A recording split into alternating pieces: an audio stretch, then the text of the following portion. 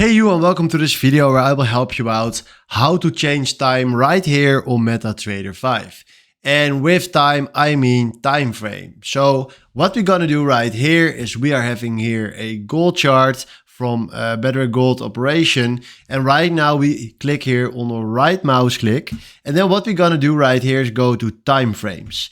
Here we can select right here 1 minute, 5 minutes, 15 minutes, 30 minutes, hours or daily or weekly or monthly. And now you can also see immediately what all the shortcuts mean. So right now, the next time if you want to select this, you can simply click right here on one of these. So this means exactly the thing that we were searching before this, but after that you know what every time frame here means. So this is how you can change your time right here on MetaTrader 5. Hopefully this was the video where I was looking for. Thanks for watching and have a wonderful day.